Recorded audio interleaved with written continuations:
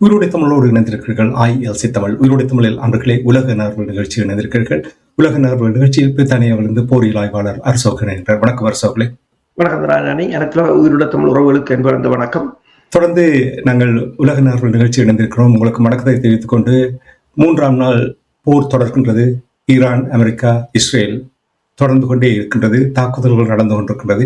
இப்பொழுது உள்ள நிலைமை என்ன என்று கூறுவீர்களா? இன்று திங்கட்கிழமை மார்ச் 2ஆம் தேதி தொடர்ச்சியாக ஈரான் தாக்குதல்களை மேற்கொண்டு கொண்டிருக்கின்றது. குவைத்தாக இருக்கலாம், கட்டார் 5வது கடற்படை தலைமையகம் மீண்டும் தாக்கப்பட்டிருக்கின்றது. சவுதி அரேபியாவில் ஹைட் ரீஜென்சி ஆடம்பர விடுதி ஏவுகணை தாக்குதலால் பற்றி எறிவதாக கூறப்படுகின்றது. அதே நேரம் UAEயிலும் வெடிப்பதிர்வுகள் கேட்பதாகவும் சைரன்கள் ஒலிப்பதாகவும் கூறப்படுகின்றது. குவைத் பகுதியில் குவைத்தின் அரசு கூறியிருந்தது, தாங்கள் தங்களோட டிஃபென்சிவ் ஸ்ட்ராட்டஜியை மாற்றி விட்டோம் என்று. ஏனென்று சொன்னால், ஈரான் ட்ரோன்களை சுட்டு வீழ்த்துவதால் அவர்கள் அந்த பாகங்கள் வீழ்ந்து பல இடங்கள் சேதமாவதால் தாங்கள் பெட்ரியாட் வகை ஏவுகணைகளை பயன்படுத்தாமல் அந்த ட்ரோன்களை கடல் பகுதியில் வைத்து விமானங்கள் மூலம் F-15 ரக விமானங்கள் மூலம் சுட்டு வீழ்த்துவதாக கூறியிருந்தார்கள். நான் நினைக்கிறேன் கூறி ஒரு 3-4 மணி நேரத்துக்கு பிற்பாடு குவைத்திலிருந்து செய்திகள் வந்திருக்கின்றன. F-15E ரக விமானம் ஈகிள் வீழ்ந்து நொறுங்கி இருக்கின்றது குவைத்தில். காணொளிகளை பார்க்கும்போது 2 விமானிகள், ஒரு விமானியும் ஒரு கன்னரும் 2 பேரும் பாராசூட் மூலம் குதித்திருக்கிறார்கள். அவர்களை அங்குள்ள உள்ளூர் மக்கள் தான் காப்பாற்றி ஒரு ஹையஸ்ட் பேர் ஒன்றில் ஏற்றி கொண்டு போவதை பார்க்கக்கூடியதாக இருந்தது. குவைத் அரசு கூறுகிறது அமெரிக்காவின் விமானம் தான் அந்த விமானம் என்றும், ஆனால் அது ஃப்ரெண்ட்லி ஃபயர்ல தான் விழுந்தது, தங்கள பேட்ரியாட்டோ தங்கள ஏவுகணை தவறுதலாக சுட்டு வீழ்த்தி விட்டது என்று கூறப்படுகிறது. ஆனால் உண்மையில் ஷஹீத் 136 131 ரக விமானங்கள், ஆளில்லாத தாக்குதல் விமானங்கள், போர் விமானங்களை சுடக்கூடிய, போர் விமானங்களை தாக்கி அளிக்கக்கூடிய வல்லமை கொண்டவை. நாங்கள் உக்ரைன் சமரில் பார்த்திருக்கின்றோம்.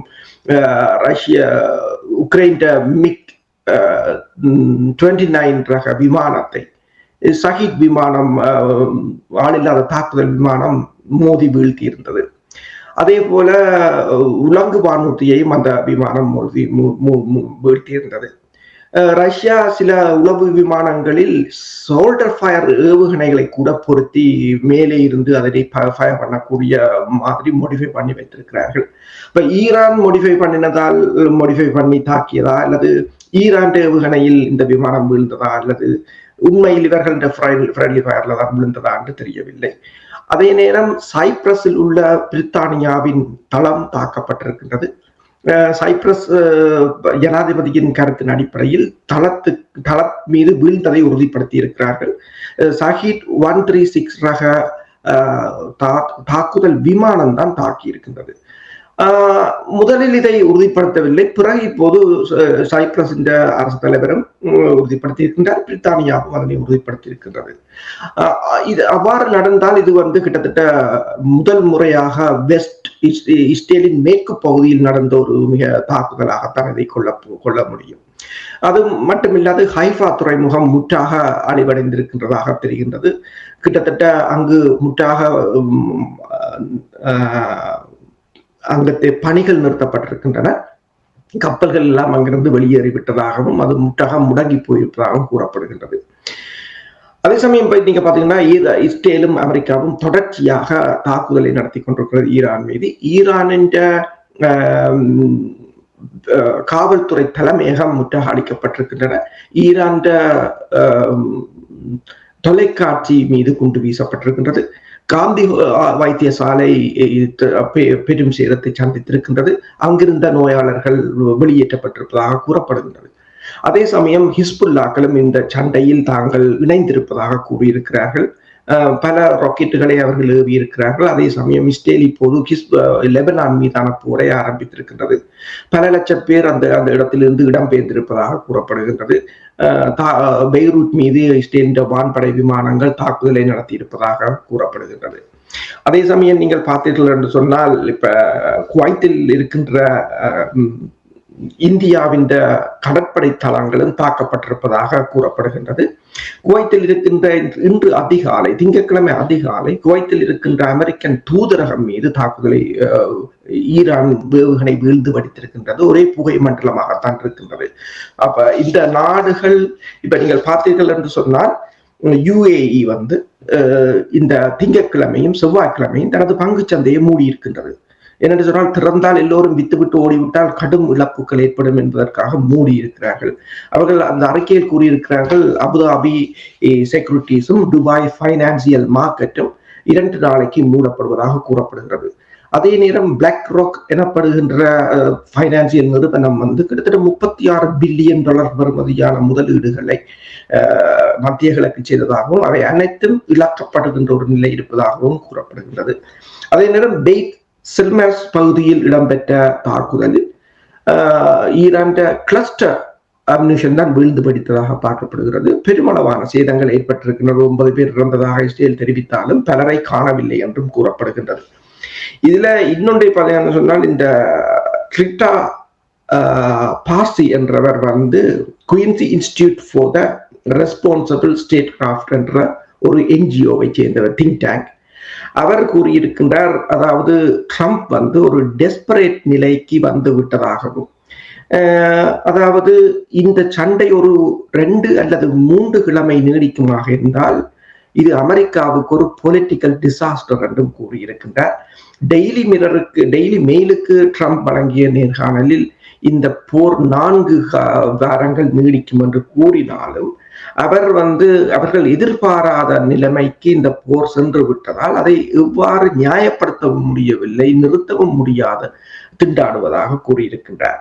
அவரே இன்னும் ஒன்றை கூறியிருக்கிறார் என்று சொன்னால், 2 தடவைகள் அமெரிக்கா ஈரானிடம் கேட்டிருக்கின்றது போர் நிறுத்தத்துக்கு வர சொல்லி. ஈரான் மறுத்து விட்டது. ஈரான் கூறியிருக்கின்றது. இது தொடர்பாக ஈரான் வெளிவிவகார அமைச்சர் அப்பாஸ் அரக்சியை தொடர்பு கொண்ட போது வேறொரு ஊடகம் அவர் கூறியிருக்கின்றார், கடந்த 12 மாதங்களில் பேச்சுக்களுக்கு நடுவில் தாக்குதலை நடத்தியவர்கள் தான் நீங்கள்.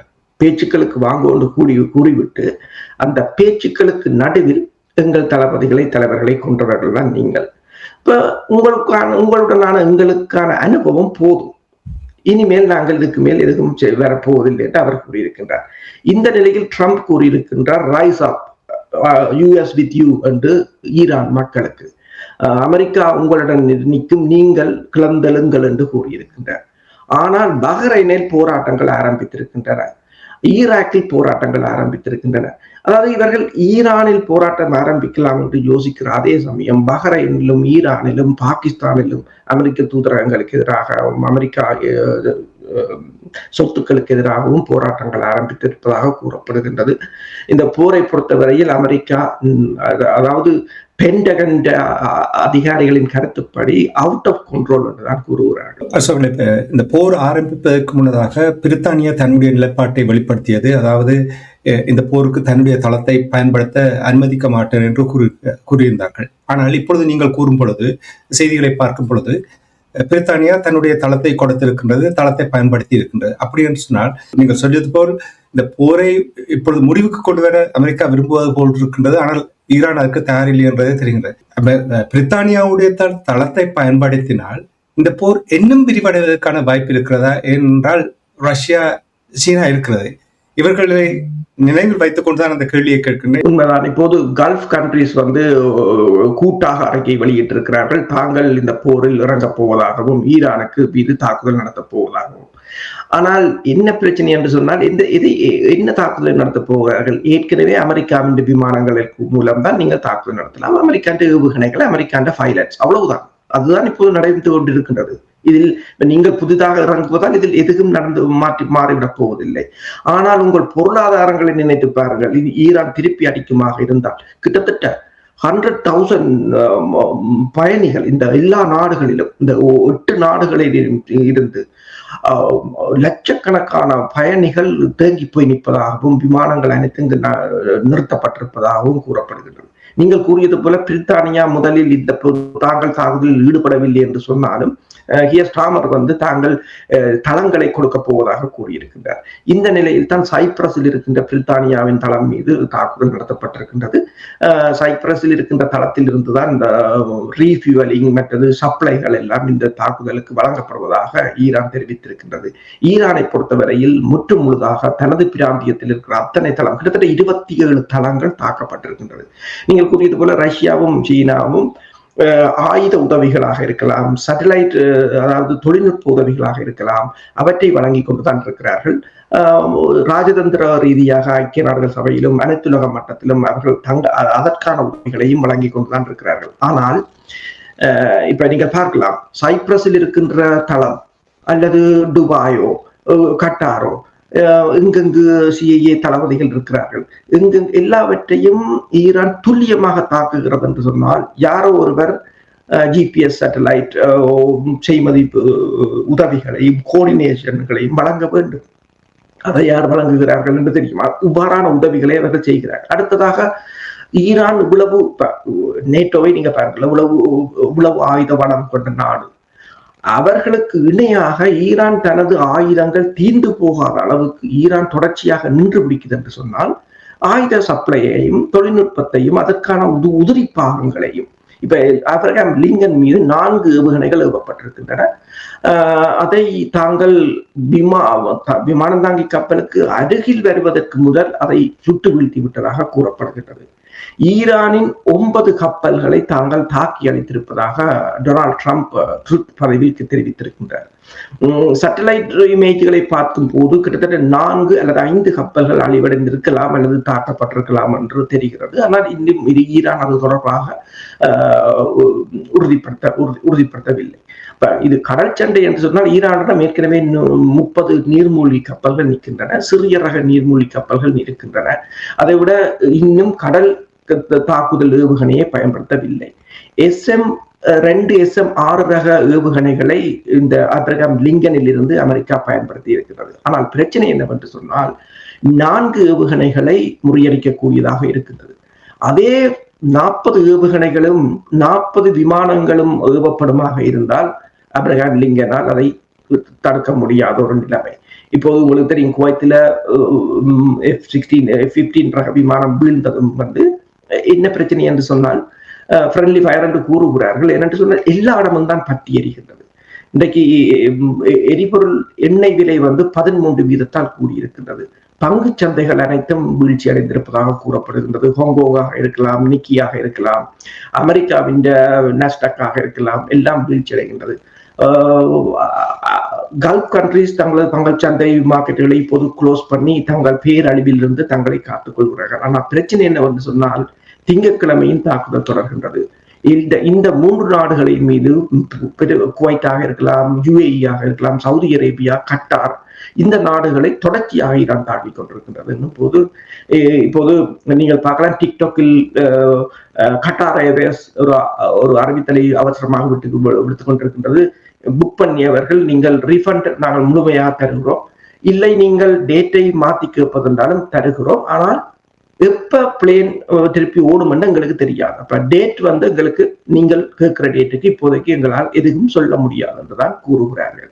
20,000 பேரை அவர்கள் இப்போது ஹோட்டல் வசதிகளை கொடுத்து துபாய் தாங்கள் பராமரிப்பதாக கூறியிருக்கிறார்கள். போர் விரிவடையும் என்று பல தடவைகள் பேசும்பொழுது இப்ப மத்திய கிழக்கு நாடுகள் இங்கே ஈடுபட்டிருக்கின்றது, பிரித்தானியா ஈடுபட்டிருக்கின்றது, பெய்ரூட்டிலும் கூட தாக்குதல் நடந்திருக்கிறது, 31 பேர் இறந்திருக்கிறார்கள் என்றால் இந்த போர் இன்னும் விரிவடைவதற்குத்தான் அதிகமான வாய்ப்புகள் இருப்பது போல் தெரிகின்றது. உண்மைதான். என்னென்று சொன்னால் இப்ப பார்த்தீங்கன்னு சொன்னால் ஈரான் கூறியிருக்கிறார், ஈரான் மக்கள் கிளந்தெழ வேண்டும், அமெரிக்கா அவங்களுடன் நிற்கும்.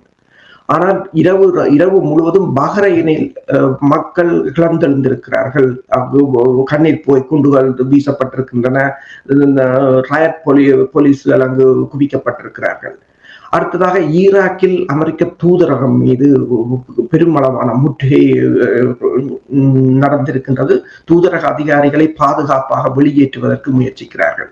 அதே சமயம் பாகிஸ்தானில அமெரிக்க தூதரகம் மீதான தாக்குதல் கிட்டத்தட்ட 22 பேர் கொல்லப்பட்டிருக்கிறார்கள் அந்த இடத்தில்.